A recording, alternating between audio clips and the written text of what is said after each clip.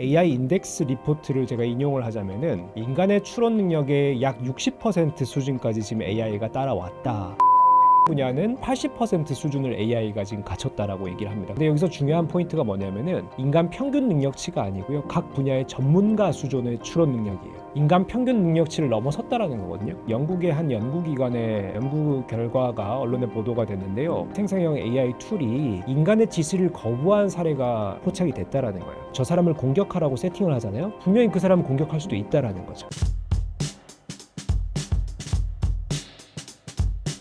디지털 기술과 기술로 인한 세상의 변화를 연구하고 있는 디지털 경제학자 김상윤이라고 합니다. 반갑습니다. AI 기술이 현재 어느 정도까지 발전된 상태인가요? AI는 크게 두 가지 측면인 것 같아요. 인간의 지능을 지금 갖춰가는 수준 하나가 있고요. 또 하나는 여러 복합적인 이 판단들을 통해서 인간의 감각 정보들을 동시에 해결해내는 여러 기능들의 융합적인 측면이 두 가지가 있습니다. 먼저 인간의 지능을 어디까지 갖췄느냐. 실질적으로 인간의 지능을 평가할 때 우리가 추론 능력을 가지고 얘기를 합니다. 작년에 발표된 이미 이것도 1년이 지났네요. 스탠포드 대학의 AI 인덱스 리포트를 제가 인용을 하자면은 인간의 추론 능력의 약 60% 수준까지 지금 AI가 따라왔다라고 밝혔고요. 특히나 이제 분야를 좀 구체적으로 각각 분야를 설명하다 보면은 인문사회 분야는 인간 추론 능력의 80% 수준을 AI가 지금 갖췄다라고 얘기를 합니다. 근데 여기서 중요한 포인트가 뭐냐면은 인간 능력이 인간 평균 능력치가 아니고요. 각 분야의 전문가 수준의 추론 능력이에요. 인문사회 분야 전문가의 추론 능력의 80% 수준이라는 것은 인간 평균 능력치를 넘어섰다라는 거거든요. 이미 작년에 그렇습니다. 결국 최근에 이 AI의 발전 속도는 엄청나게 빠르게 진행이 되고 있고 대부분의 영역에서 우리가 보통 인간들이 이제 얘기하는 80% 수준 하면 거의 따라왔다라고 얘기를 하잖아요. 대부분의 영역에서 인간의 추론 능력, 지능 능력을 갖춰가고 있다라는 것이 정답일 것 같습니다. 또 하나 제가 두 번째 방향으로 말씀드린 복합적인 기능들이 여러 영역들의 능력치를 발휘하고 있다라는 것은 사례로 말씀드리면 좋을 것 같네요. 이제 며칠 전에 있었던 구글의 I/O 행사 사례를 제가 좀 말씀을 드리자면은 구글이 마지막 즈음에 AI 에이전트를 얘기를 하면서 이걸 보여주더라고요. 혹시 집에 자녀분들 있으신 분들, 그리고 예를 들어 초등학생 자녀가 있는데 개인 과외교사 필요하잖아요. AI가 과외교사가 되는 거예요. 근데 어떻게 AI를 활용하냐면요. 스마트폰을 셀카봉으로 이렇게 설치를 합니다. 그래서 우리 어린이가 공부하고 있는 것을 실시간으로 이렇게 찍고 있어요. AI가 물론 이것을 보고 있겠죠. 그래서 그래픽 정보들, 뭐 영상이라든지 사진을 가지고 지금 어떤 문제를 풀고 있는지, 어떻게 풀고 있는지를 계속 실시간으로 추적을 하고 있어요. 거기다가 우리 어린이가 이제 문제를 풀면서 뭔가 이제 얘기를 할 거 아닙니까? 이 수학 문제 왜 이렇게 어렵지? 이게 왜 틀렸지?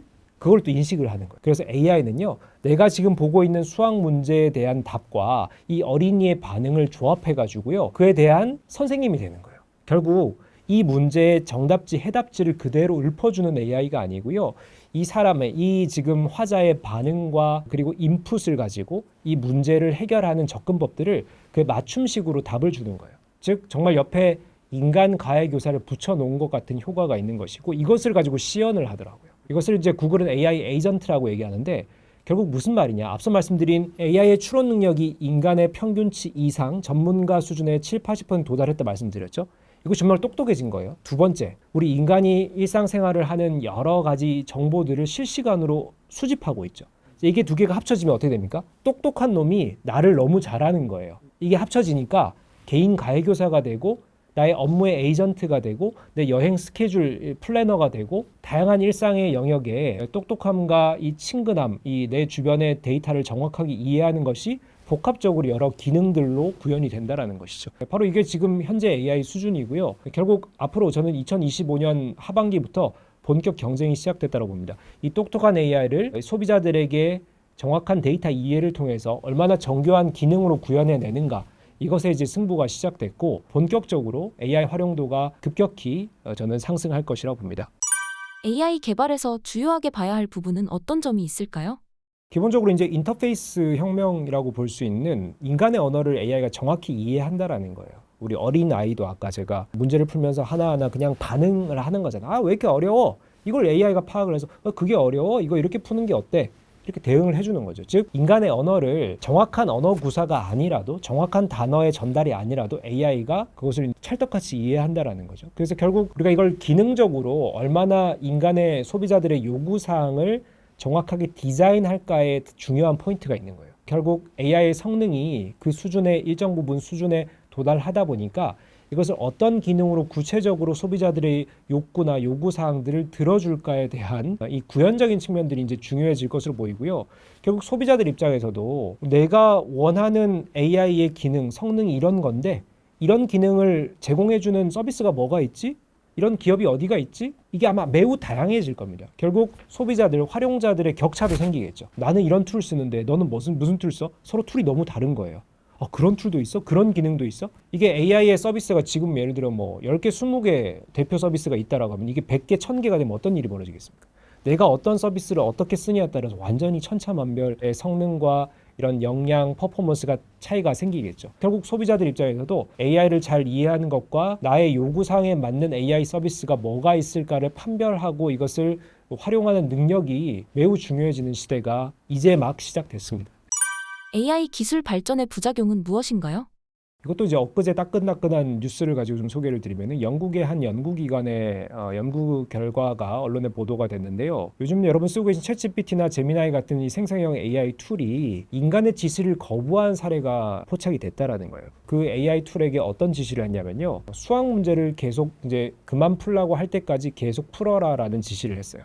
그래서 수학 문제에 DB를 딱 던져주고 계속 풀게 한 거예요. 근데 이것을 지시한 사람이 아니라 다른 사람이 다른 접근법을 통해서 AI에게 이제 그만 풀어도 돼 명령을 했는데 AI는 지시 불이행을 하는 거예요. 어떻게 하냐면은 그만 풀으라고 수학 문제 파일을 닫아버렸는데 AI는 자기가 수학 문제를 만들어서 계속 푸는 거예요. 이거 왜 이런 일이 벌어졌을까? 후속 연구를 하겠다라고 밝혔는데 이게 결국 이런 거죠. 지시한 사람이 이거를 이제 중단시키지 않았기 때문에 결국 이 AI는 이 문제를 풀면 계속 인센티브를 받는 것으로 세팅이 되어 있거든요. 그것을 이제 더 우선순위가 높은 명령으로 선택하는 것이죠. 옆에 다른 사람이 다른 접근을 통해서 그만 풀라고 하는 것은 우선순위가 떨어지는 거예요. AI 입장에서는 이걸 선택하지 않겠습니까? 나에게 가장 메인이 되는 나에게 인센티브를 준다라고 한 이 화자의 지시를 계속 따르는 것이죠. 이걸 우리가 확대 해석을 하면요. 특정 인간이 AI에게 인센티브를 준다라고 저 사람을 공격하라고 세팅을 하잖아요. 분명히 그 사람을 공격할 수도 있다라는 거죠. AI의 부작용들 이게 결국 AI도 인간의 지시를 따르긴 하지만 지시가 충돌됐을 경우는 어떤 선택을 하느냐가 이렇게 부작용으로 나타날 수 있다라는 것을 대표적으로 보여준 사례라고 할 수가 있고요. 또 하나 이제 우리 작년부터 우리 사회에 우리나라에도 이슈가 됐던 딥페이크 문제죠. 이게 결국은 프라이버시 침해 문제뿐만이 아니라 성착취물에 활용되는 이 부정적인 용도들이 많지 않습니까? 딥페이크도 어련한 기술입니다. 이 딥페이크 용어 자체가 부정적으로 만들어져서 그렇지 이 딥페이크를 그냥 순수하게 기술 용어로 얘기를 하자면은 영상 처리 기술, 영상 가공 기술, 음성 처리 기술, 음성 가공 기술이거든요. 근데 이게 너무 AI 수준이 높아지다 보니까 너무나 실제와 똑같은 영상, 즉 페이크 영상, 가짜 영상을 만들어 주는 거예요. 사람들의 욕망이 들어가죠. 야, 이걸 가지고 성착취물을 만들어서 누구를 또 놀릴까? 이거를 이제 상업적으로 이용해 볼까? 정치인들을 조롱해 볼까? 이런 욕망이 들어가다 보니까 기술의 부정적인 활용들이 생겨나는 것이고 우리 사회의 질서, 법, 제도, 개인 인권 침해 문제가 심각하게 생기는 것이죠. 즉 AI가 이제 정말 소위 도를 넘어서는 선을 넘어가는 이런 형태들, 사례들이 아주 많이 발생할 것으로 보이고요. 이것이 이제 업계의 노력뿐만이 아니라 우리 사회가 AI에 대해서 어떤 관점을 가지고 어디까지 허용해야 하고 어떤 부분은 우리가 막아야 하는지 컨센서스도 필요하고 법 제도의 마련도 아주 급박하게 필요한 시기가 됐다라고 볼 수 있을 것 같습니다. 기술이 변화하면서 거대 기업 중 위기를 맞이한 곳이 있나요? 아주 최근만 보면은 M7 기업 중에 애플이라는 기업이 다소 위기가 아닌가 저는 이제 판단을 하고 있습니다. 애플이 AI에 대한 노력을 게을리한 것은 아닌데 성과가 잘 안 나왔어요. 우리가 시리로 대표되는 음성인식 AI 에이전트 서비스죠. 근데 여러분들 뭐 시리 쓰시는 분들 많이 없지 않습니까? 그리고 다른 요즘 이제 잘 나가는 생성 AI 서비스에 비해서 성능도 떨어져요. 거기다가 우리가 얻을 수 있는 가치, 뭐 기능들도 매우 미약합니다. 그러다 보니까 애플이 지금 추구하는 정말 독자적인 생태계 안에서 우리의 독자 AI 기술을 가지고 사람들에게 어필할 수준이 안 나오는 거예요. 그래서 최근 애플은 좀 자존심은 구기지만 다른 행보를 보이죠. 챗GPT를 우리의 기본 제공 서비스로 포함하겠다. 뭐 혹은 엔스로픽의 클로드라는 것도 역시나 포함하겠다. 이게 우리가 자체적으로 해결한 AI라고 하는 정말 열매가 많은 요 영역에 우리의 독자 기술을 가지고 어필을 못하니까 다른 잘 나가는 업체들을 끌어들이기 시작한 거예요. 어떻게 보면 애플 DNA 입장에서는 자존심 구기는 행보라는 것이죠. 즉 애플이 지난 이제 플랫폼 디바이스, 스마트 디바이스 중심의 시대 2010년대에는 상당한 이 저력을 발휘했지만은 이 2025년 AI 시대에는 이 경쟁사만큼의 역량을 보여주지 못하고 있다라는 것이고, 이제 아쉬운 게 뭐냐면은 이제 며칠 전에 구글 I/O 행사 제가 앞서도 언급드렸는데, 구글과 애플을 딱 비유하자면 구글도 자사의 안드로이드 플랫폼을 가지고 있고 애플도 iOS 앱스토어 플랫폼을 가지고 있지 않습니까? 어떻게 보면 구글이랑 또 경쟁하는 측면이 있었어요. 근데 구글은 AI 기술 막강하죠. 그러다 보니까 이걸 가지고 지금까지 우리가 플랫폼 사업을 하면서 쌓아왔던 고객의 데이터들을 활용할 때 자사의 AI를 적극적으로 활용해서 앞서 말씀드린 AI 에이전트라든지 다양한 서비스들로 펼쳐나갈 수 있는 여지가 많아요. 근데 구글만큼 고객 정보를 많이 갖고 있는 기업이 어디입니까? 애플이죠. 아이폰, 맥, 생태계가 폐쇄적으로 형성되어 있다 보니까 지난 20년간, 30년간 애플의 생태계에서 활동하고 업무를 하고 일상을 살아가는 얼마나 많은 전 세계 소비자들이 있습니다. 거기 데이터들 엄청나겠죠. 근데 이 데이터를 자사의 AI가 만약에 멋들어진 AI가 나온다면 이걸 활용해가지고 엄청나게 어플리케이션으로 진화시킬 기회가 많아요. 근데 자사의 AI가 지금 죽을 쓰고 있다라는 거예요. 그래서 지금 애플의 선택이 아까 제가 문호를 좀 개방해서 잘 나가는 기업들의 어플리케이션을 포함시키는 선택을 지금 하고 있지만 상당히 뼈아플 것이다. 이것을 가지고 확장적인 이득을 취할 수 있는 AI 성능이 안 나오는 한 그들의 주도권이 좀 다른 기업들에게 열릴 가능성이 크다. 앞으로 1, 2년간 애플의 행보를 좀 유심히 보고 이 애플의 기업의 또 운명을 한번 예측을 해봐야 될 것 같습니다. 많은 기업들이 AGI를 목표로 개발한다던데 AGI가 무엇이고 사회에 어떤 영향을 미칠까요? 너무 요즘 새로운 용어가 많이 나오죠. 예를 또 더불어서 AGI, 그러니까 AI에다가 G를 집어넣었어요. AI는 Artificial Intelligence, 인공지능이잖아요. 근데 거기 G를 넣어서 General을 넣은 거예요. 인공지능은 인공지능인데 인공 일반지능, 인공 범용지능이라 얘기합니다. 느낌이 좀 오지 않으신가요? 인공지능인데 아주 일반적인 인간의 지식, 판단, 추론, 활동들을 그 어떤 영역에 국한하지 않고 지시를 하면 다 이행할 수 있는 AI 수준을 AGI, 인공 일반지능이라고 얘기를 합니다. 그러니까 쉽게 말씀드리면 AI 에이전트와 좀 개념이 비슷하겠네요. 여러분들이 쓰고 계신 스마트 디바이스에 AI 에이전트가 탑재되어 있어요. 내가 업무도 시킬 수 있고 여행 계획도 짜라고 할 수도 있고, 혹은 내가 지금 사진을 찍는데 뭔가 수정을 요청할 수도 있고, 아니면 집에 뭔가 가전기기를 조작해달라고 할 수도 있고, 내가 그 어떤 아주 브로드한 영역들의 여러 가지를 시켜도 얘가 다 수행을 해내는 거예요.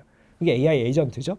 그것의 성능을 보여주는 이 기술을 AGI라고 또 얘기를 합니다. 그래서 좀 비슷한 개념이죠. 그래서 AGI 경쟁이 지금 본격적으로 펼쳐지고 있는데, 언제 그러면 이런 시대에 본격적으로 도래할 것인가? 학계 물론 그 학자마다의 좀 주장들은 다르지만은 보통 이제 평균적으로 4, 5년, 빠르면 4, 5년, 늦어도 10년 이내에 AGI 시대를 우리는 맞이하게 될 것이다. 그렇다면은 공통적으로 2030년대 중반 정도에는 AGI 시대의 도래를 우리가 보는 것이 맞다라고 할 수가 있고요. 완전히 세상이 달라지겠죠. AI가 나의 모든 것을 판단하고 제시해주고 나의 업무 파트너, 일상 파트너, 여행 파트너가 되는 시대. 우리가 이제 이렇게 되면은 AI가 우리 사회의 가장 핵심의 위치에 오르지 않을까. 그로 인한 또 사회의 문제들, 또 변화들, 또 새로운 주도권을 잡는 기업들, 완전히 지금과는 양상이 또 달라질 것이라고 보고 있습니다.